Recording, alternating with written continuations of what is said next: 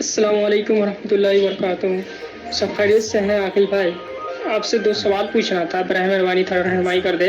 پہلا سوال یہ ہے کہ شب قدر کے متعلق جو حدیث میں ہے کہ وہ تمام رات جاگنے کا ہے، تو وہ نبی صلی اللہ علیہ وسلم جاگتے تھے، تو کیا ہم لوگ کے لیے بھی، ہم امتی کے لیے بھی تمام رات جاگ کر عبادت کرنے کو ہے یا تمام رات عبادت جاگنی ہے یا نہیں؟ اللہ کے رسول صلی اللہ علیہ وسلم خود بھی جاگا کرتے تھے اور اپنے اہل و عیال کو بھی جگایا کرتے تھے، جس سے یہ پتہ چلتا ہے کہ اس رات کی بڑی فضیلت ہے.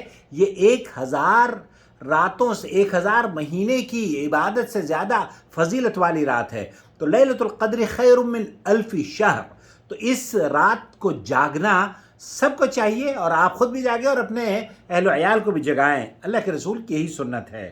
جی، کچھ اس میں سونا بھی ہے یا تمام رات جاگنا ہے؟ اور دوسرا یہ سونے کے بات، بارے میں، سونے کے لیے تو پوری عمر پڑی ہے. جب آپ سونا چاہیں سوتے رہیے گا، لیکن یہ جاگنے کی رات ہے. اس میں اگر آپ بیمار ہیں یا عاجز ہیں تب انشاءاللہ تعالیٰ کوئی، لیکن ایک آدمی ہٹا کٹا ہے اور اسے یہ موقع ملتا ہے اور اس کی زندگی میں لیلۃ القدر آتی ہے اور وہ ان راتوں سے مستفید نہیں ہو پاتا، تو وہ بڑا محروم ہے.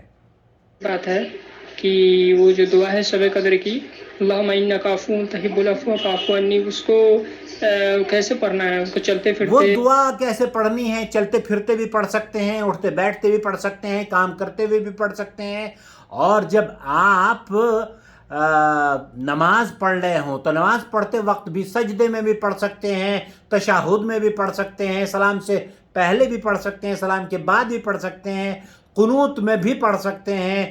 تو یہ دعا ہم عائشہ نے جب اللہ کے رسول صلی اللہ علیہ وسلم سے پوچھا تو آپ نے یہی بتایا کہ اللہم انک عفو تحب العفو فاعف عنی. تو یہ ضرور مانگا کریں دعا، خاص طور پر شب قدر میں. آپ بھی اگر اپنا کوئی سوال بھیجنا چاہتے ہوں تو ہمیں بھیج دیجئے. ہمارا نمبر ہے 00966 504 686317. نور ٹی وی جدہ یوٹیوب پر ضرور سبسکرائب کر لیجئے. آپ کا بھائی محمد عاقل.